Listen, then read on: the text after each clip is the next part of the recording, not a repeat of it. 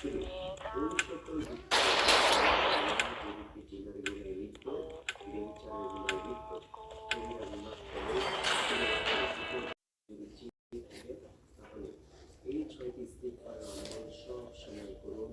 ইনশাআল্লাহ তাআলা আল্লাহ রাব্বুল আলামিন আপনার জীবনের সমস্ত গুনাহগুলোকে ক্ষমা করে দিবেন এবং পেছনে যে গুনাহের কাজগুলো করেছিলেন সেই গুনাহের সমপরিমাণ ন্যায় আপনার আমলনামায় দিয়ে দিবেন। সুবহানাল্লাহ, আল্লাহু আকবার।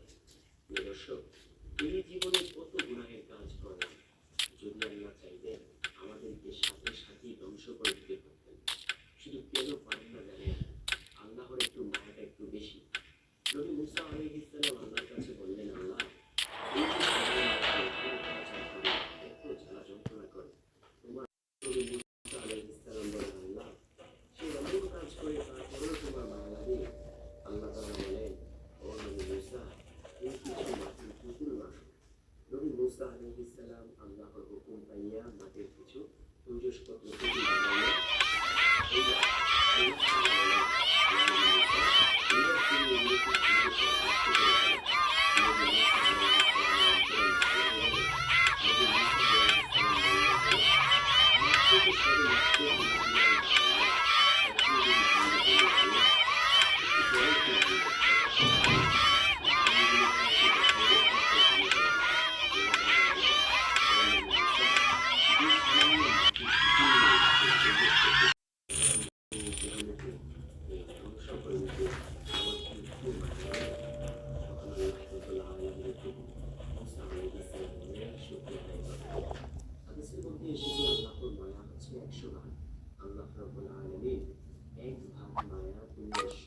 সৃষ্টিকুলকে ভাগ করে দিয়েছেন আর ৯৯ ভাগ মায়া রেখে দিয়েছেন।